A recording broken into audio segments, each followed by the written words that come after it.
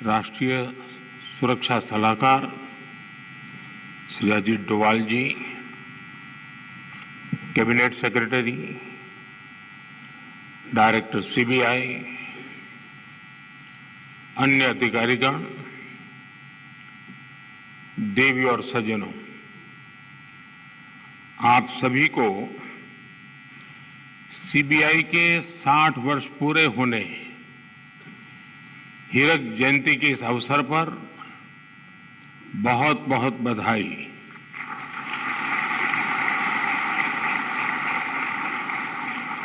देश की premium investigation agency के रूप में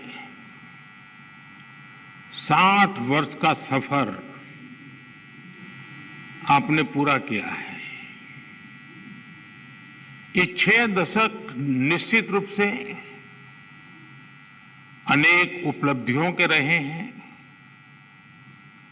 आज यहां सीबीआई के मामलों से जुड़े सुप्रीम कोर्ट के फैसलों का संग्रह भी जारी किया गया है। ये सीबीआई के बीते वर्षों के सफर को दिखाता है। कुछ शहरों में सीबीआई का नया दफ्तर हो, ट्विटर हैंडल हो, अन्य व्यवस्थाएं जिनका आज शुभारंभ हुआ है, वो निश्चित रूप से सीबीआई को और सशक्त करने में अहम भूमिका निभाएंगे। सीबीआई ने अपने काम से, अपने कौशल से सामान्य जन को एक विश्वास दिया है। आज भी जब किसी को लगता है कि कोई केस असाध्य है, तो आवाज उठती है कि मामला सीबीआई को दे देना चाहिए। लोग आंदोलन करते हैं कि केस उनसे लेकर के सीबीआई को दे दो। यहां तक कि पंचायत स्तर पर भी कोई मामला आता है तो लोग कहते हैं, अरे भाई इसके तो सीबीआई के हवाले करना चाहिए। न्याय के, इंसाफ के एक ब्रांड के रूप में सीबीआई हर जुबान पर है। सामान्य जन का ऐसा भरोसा जीतना कोई साधारण उपलब्धि नहीं है।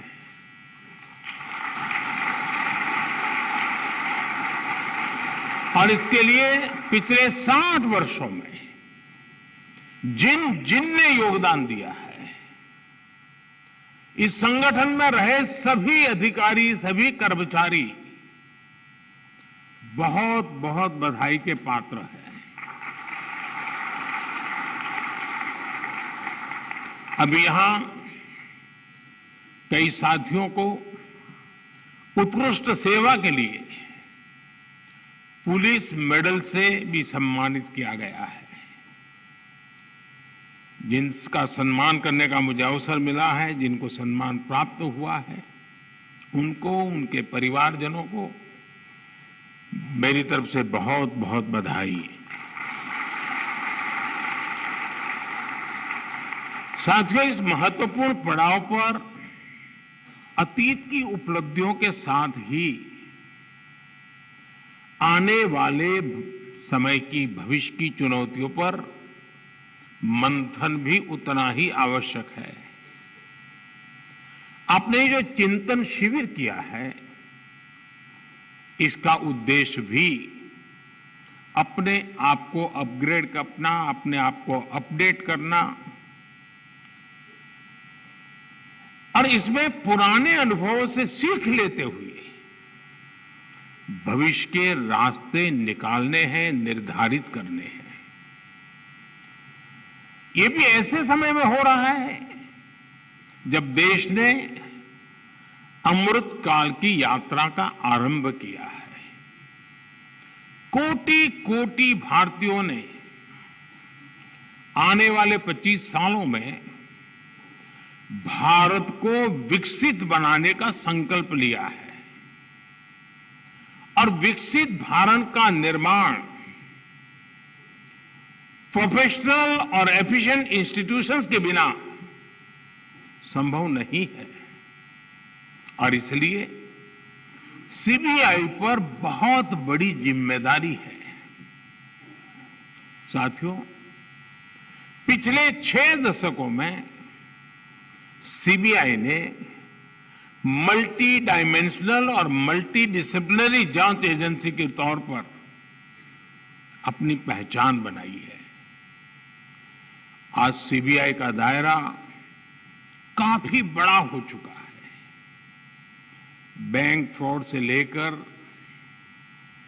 वाइल्ड लाइफ से जुड़े अपराधों, यानी यहां से यहां तक,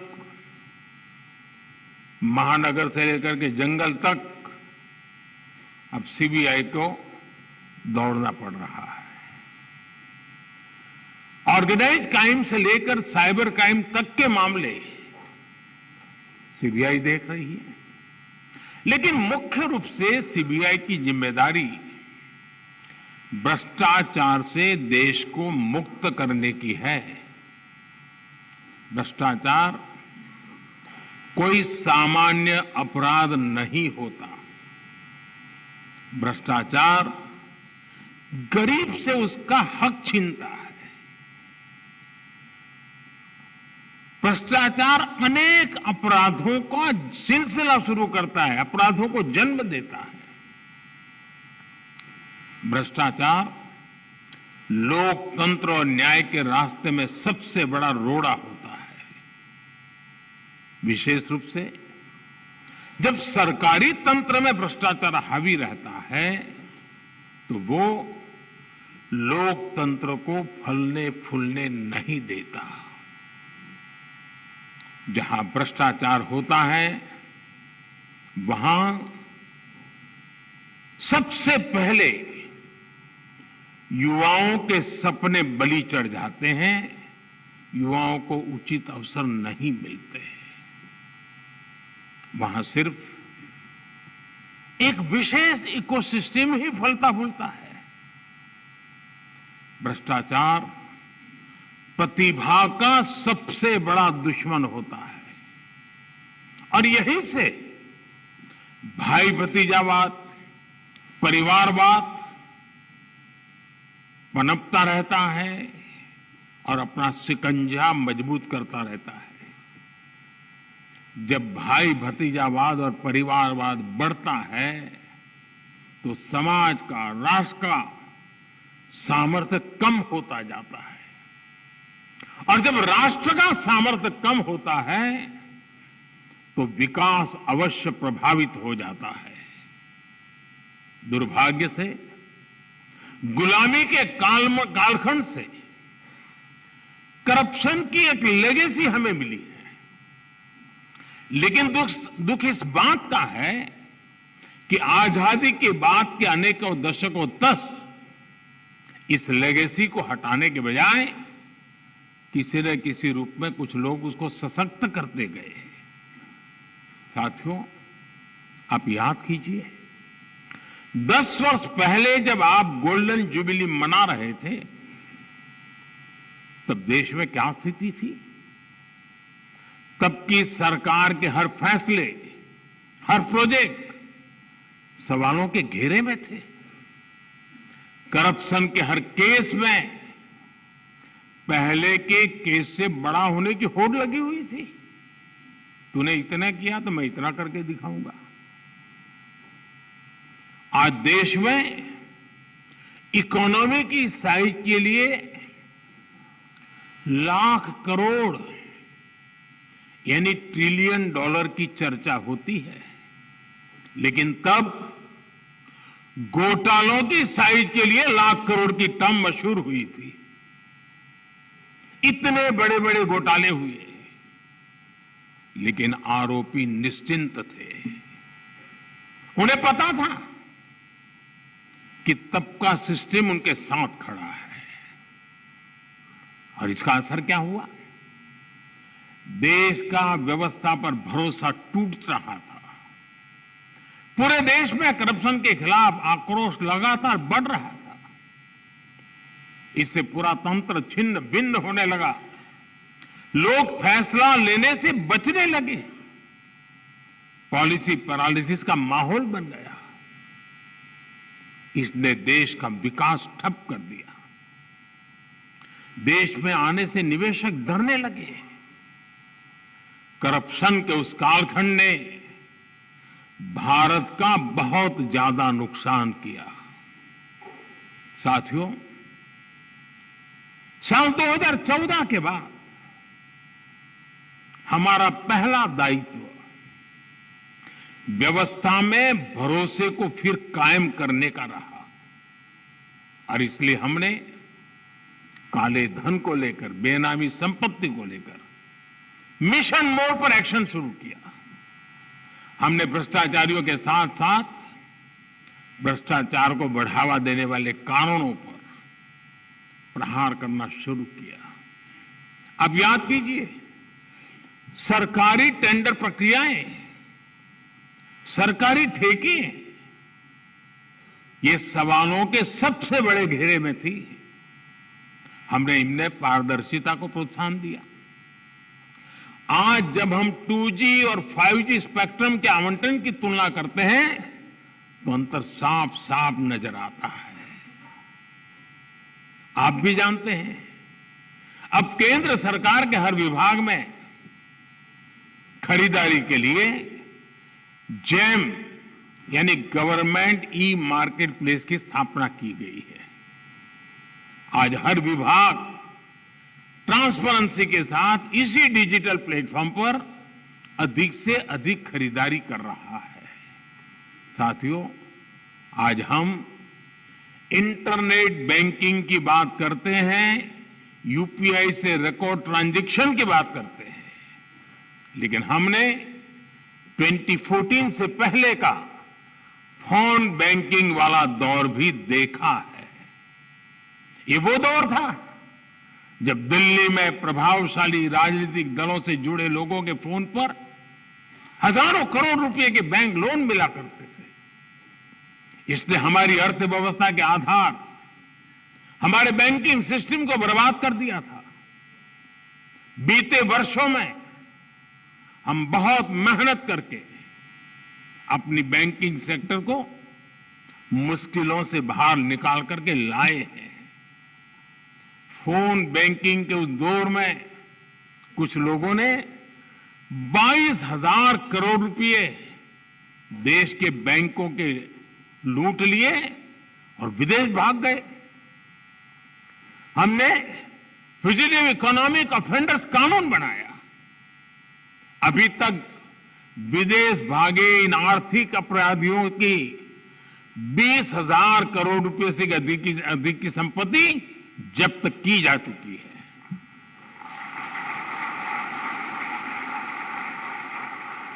साथियों, भ्रष्टाचारियों ने देश का खजाना लूटने का एक और तरीका बना रखा था जो दशकों से चला आ रहा था। ये था सरकारी योजनाओं के लाभार्थियों से लूट।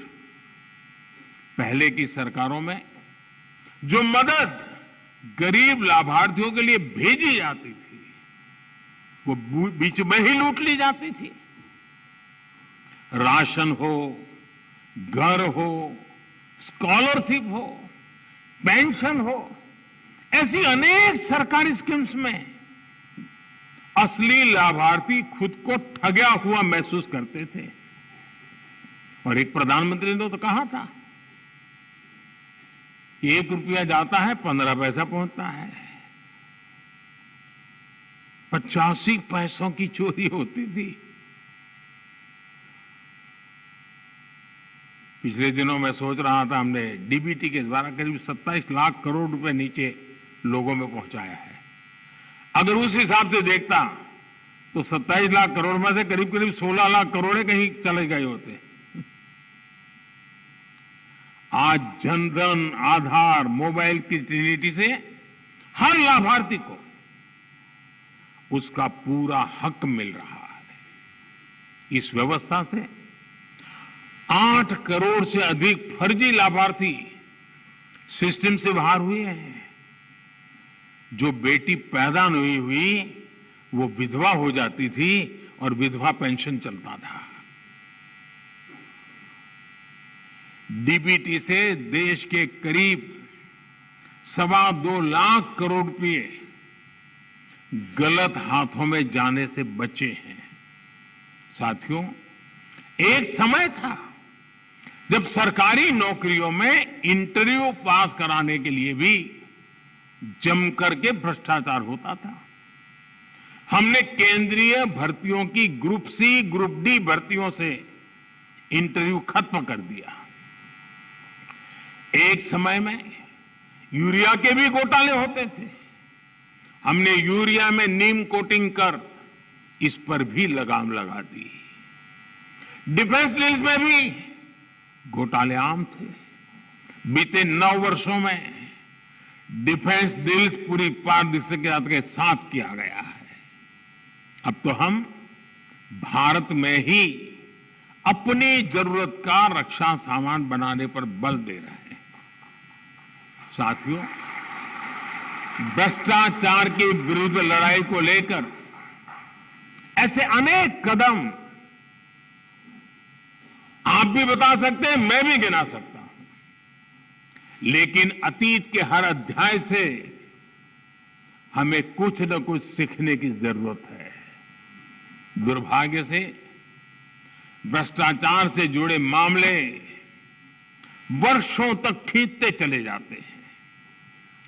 ऐसे मामले भी आए हैं जिसमें एफआईआर होने के 10 साल बाद भी सजा की धाराओं पर चर्चा चलती रहती है। आज भी जिन मामलों पर एक्शन हो रहे हैं वो कई साल पुराने हैं।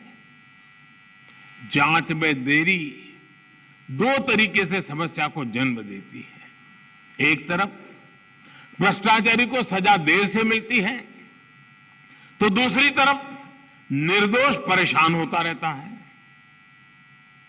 हमें सुनिश्चित करना होगा कि कैसे हम इस प्रोसेस को तेज बनाएं और भ्रष्टाचार में दोषी को सजा मिलने का रास्ता साफ हो पाए। हमें बेस्ट इंटरनेशनल प्रैक्टिसेस को स्टडी करना होगा। जांच अधिकारियों की कैपेसिटी बिल्डिंग पर फोकस करना होगा। और साथियों, आपके बीच मैं एक बात फिर स्पष्ट करना चाहता हूं। आज देश में करप्शन के खिलाफ कार्रवाई करने के लिए राजनीति की इच्छा शक्ति में कोई कमी नहीं है। आपको कहीं पर भी हिचकने, कहीं रुकने की जरूरत नहीं है। मैं जानता हूं जिनके खिलाफ एक्शन ले रहे हैं वो बहुत ताकतवर लोग हैं। बरसों बरस तक वो सरकार का, सिस्टम का हिस्सा रहे हैं। संभव है कई जगह किसी राज्य में आज भी विकसित सत्ता का हिस्सा हो। बरसों बरस तक उन्होंने भी एक इकोसिस्टम बनाया है। इकोसिस्टम अक्सर उनके काले कारनामों को कवर देने के लिए, आप जैसे संस्थाओं की छवि बिगाड़ने के लिए एक्टिव हो जाता है। एजेंसी पर ही हमला बोल दो, ये लोग आपका ध्यान भटकाते रहेंगे, लेकिन आपको अपने काम पर फोकस रखना है। कोई भी भ्रष्टाचारी बचना नहीं चाहिए। हमारी कोशिशों में कोई भी डील नहीं आनी चाहिए। ये देश की इच्छा है, ये देशवासियों की इच्छा है। और मैं आपको भरोसा दिलाता हूं, देश आपके साथ है, कानून आपके साथ है, देश का संविधान आपके साथ है। साथियों, बेहतर परिणामों के लिए अलग अलग एजेंसियों के बीच के साइलोज को भी खत्म करना बहुत आवश्यक है। ज्वाइंट और मल्टी डिसिप्लिनरी इन्वेस्टिगेशन आपसी विश्वास के माहौल में ही संभव होगा। अब देश की ज्योग्राफिकल बाउंड्रीज, उससे बाहर भी पैसों का, लोगों का, गुड्स एंड सर्विसेज का बड़े पैमाने पर मूवमेंट हो रहा है। जैसे जैसे भारत की आर्थिक शक्ति बढ़ रही है, तो अड़चनें पैदा करने वाले भी बढ़ रहे हैं। भारत के सामाजिक ताने बाने पर, हमारी एकता और भाईचारे पर, हमारे आर्थिक हितों पर, हमारे संस्थानों पर भी नित्य प्रतिदिन प्रहार बढ़ते चले जा रहे हैं। और इसमें जाहिर तौर पर करप्शन का पैसा लगता है। इसलिए हमें क्राइम और करप्शन के मल्टीनेशनल नेचर को भी समझना होगा, स्टडी करना होगा, उसके रूट कॉज तक पहुंचना होगा। आज हम अक्सर देखते हैं कि आधुनिक टेक्नोलॉजी के कारण क्राइम ग्लोबल हो रहे हैं, लेकिन यही टेक्नोलॉजी, यही इनोवेशन समाधान भी दे सकते हैं। हमें इन्वेस्टिगेशन में फॉरेंसिक साइंस के उपयोग का और ज्यादा विस्तार करना होगा। साथियों, साइबर क्राइम जैसी चुनौतियों से निपटने के लिए हमें इनोवेटिव तरीके खोजने चाहिए। हम टेक एनेबल एंटरप्रेन्योर्स और यंगस्टर्स को अपने साथ जोड़ सकते हैं। आपके संगठन में ही कई टेक्नोसेवी युवा होंगे जिनका बेहतर उपयोग किया जा सकता है। साथियों, मुझे बताया गया है कि सीबीआई ने 75 ऐसी प्रथाओं को कंपाइल किया है जिन्हें समाप्त किया जा सकता है। हमें एक समयबद्ध तरीके से इस पर काम करना चाहिए। बीते वर्षों में सीबीआई ने खुद को इवॉल्व किया है। ये प्रक्रिया बिना रुके, बिना थके ऐसे ही चलती रहनी चाहिए। मुझे पूरा विश्वास है, चिंतन शिविर एक नए आत्मविश्वास को जन्म देगी। ये चिंतन शिविर नए आयामों तक पहुंचने के रास्ते बनाएगी। ये चिंतन शिविर गंभीर से गंभीर, कठिन से कठिन समस्याओं को सुलझाने के तौर तरीके में आधुनिकता ले आएगी और हम ज्यादा प्रभावी होंगे, ज्यादा परिणामकारी होंगे और सामान्य नागरिक न बुरा करना चाहता है, न बुरा उसको पसंद है। हम उसके भरोसे आगे बढ़ना चाहते हैं जिसके दिल में सच्चाई जिंदा है। और वो संख्या कोटि कोटि जनों की है, कोटि कोटि जनों की है। इतना बड़ा सामर्थ्य हमारे साथ खड़ा है, तो हमारे विश्वास में कहीं कमी की गुंजाइश नहीं है। साथियों, इस हीरक महोत्सव के महत्वपूर्ण अवसर पर मैं आपको अनेक अनेक शुभकामनाएं देता हूं। आप अपने लिए 15 साल में क्या करेंगे और अपने माध्यम से 2047 तक क्या अचीव करेंगे, ये 2 लक्ष्य तय कर करके आगे बढ़ना चाहिए। 15 साल इसलिए कि जब आप 75 के होंगे तब आप कितने सामर्थ्यवान, समर्पित, संकल्पवान होंगे। और जब देश 2047 में शताब्दी मनाता होगा तब इस देश की आशा अपेक्षाओं के अनुरूप आप किस ऊंचाई पर पहुंचे होंगे, वो दिन देश देखना चाहता है। मेरी आपको बहुत शुभकामनाएं। बहुत बहुत धन्यवाद।